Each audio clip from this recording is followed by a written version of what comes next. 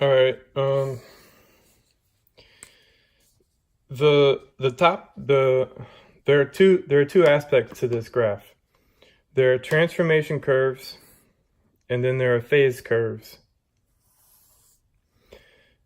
Now, a phase curve, something doesn't move down a phase curve. That's not how it works.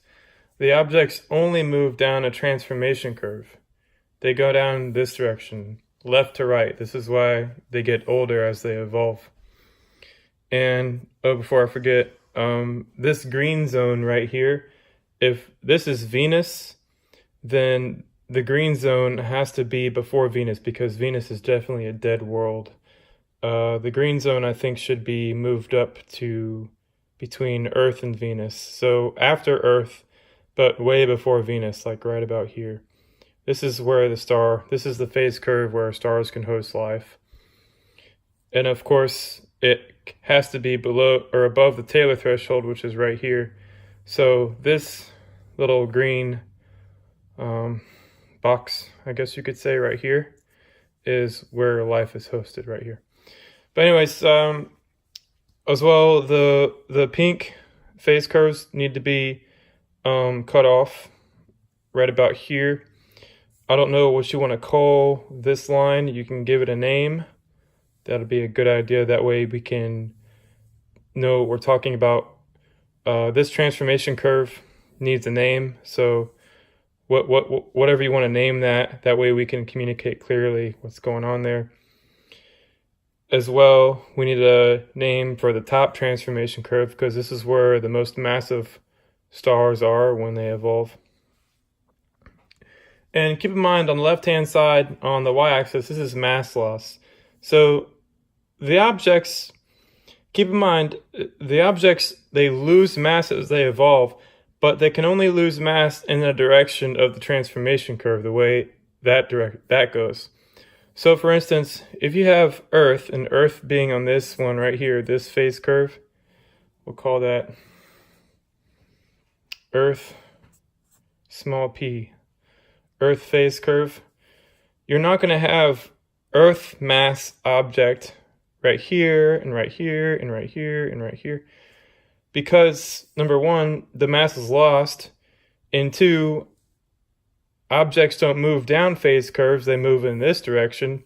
If you move down a phase curve, you would be going reverse in time, because you gotta also remember, this is the direction time is headed. You can't go right here where Earth is and go backwards in time down a phase curve, which would mean Earth losing mass extremely rapidly and going backwards in time by hundreds of millions of years. And these objects down here are actually going to be a lot smaller than Earth is right here. And right at the edge of the Taylor threshold right here, this is where a really, really, really small Earth would be that hosts life, similar to Earth with thin oceans and that kind of stuff. But there's a cutoff right here, and I don't want to go too much in depth with that because it has to do with atmospheric escape.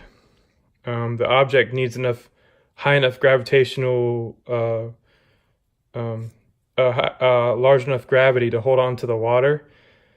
But at the same time, when the water moves down, it gets really advanced. Like when the Earth would move down here on its transformation, or when Earth moves down here, it hits this zone, hits this spot. We need to think of a name of this phase curve too. Maybe the delta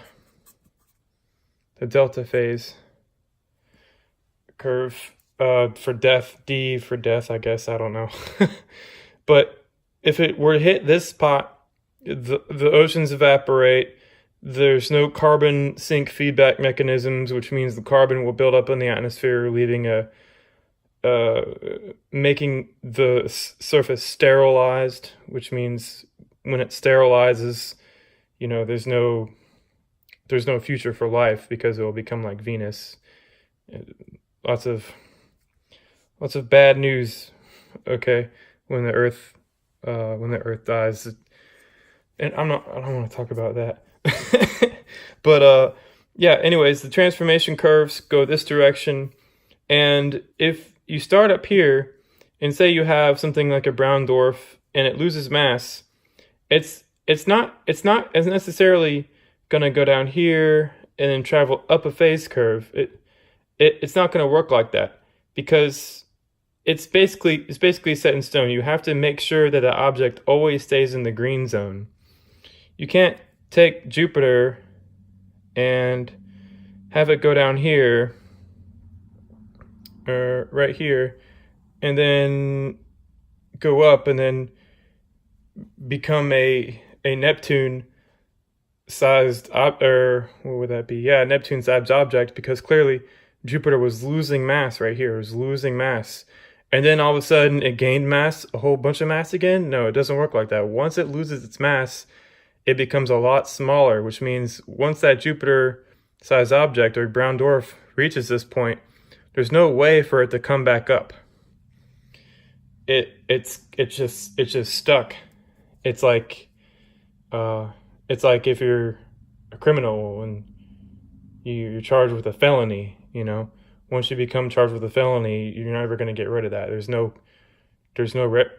no road to redemption in this society. So I guess you could say, like, once the object loses its mass, there's no road to redemption. You can't move back up a phase curve, and the transformation curve you're on is basically set in stone. You just have to constantly keep on going in that direction. There's no going back up again, which is, you know, kind of sad, but that's just how it works. Either you're successful from the very beginning and you keep on being successful, or you just fail and you just go down here and you disintegrate into nothing. And that being said, the sizes of objects as they move down phase curves is considerably lower. So see here, you have a Venus size object. This would be a small, tiny Venus, and then there's a point right here where it would be just a small planet and a small moon, because you see where it fits right in this little area right here. And that means that we should expect to find small planets and moons which are like Venus, with a very thick carbon atmosphere that are at the same stage of evolution as Venus is, but would just be considered a small planet and or a moon. As well, it gets also interesting is that you can have a Neptune, or no, this is the ocean world, and you can have an ocean world, say, like right here, okay, but it's in that stage of evolution, which means there can be ocean worlds out there that have very, very, very thick oceans that are the same mass as Earth. Because you see the mass is over here. If you draw a horizontal this direction, it can probably have the same mass as Earth, which means when the oceans evaporate, it's just going to be like Earth, just a lot smaller.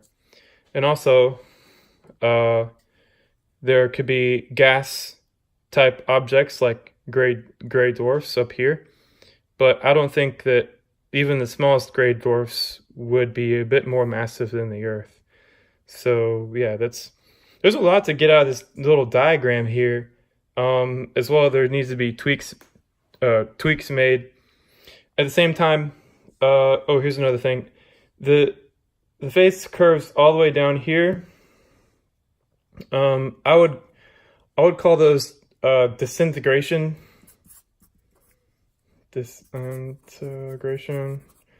curves, because they're not really like phases with the star as it's evolving.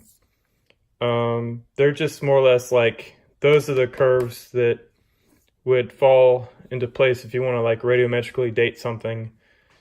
I don't know where I was going with that, but yeah, that's about it for now. I don't want to go too far in depth with it, because then I'll be marking up everything and it'll just be a crazy map of crazy. Yeah, and also look at the bottom here for new people to this, or if you're just seeing this video for the first time. 65 billion, 300 billion, 1 trillion, 10 trillion, 80 trillion, 100 trillion. This is not an exaggeration.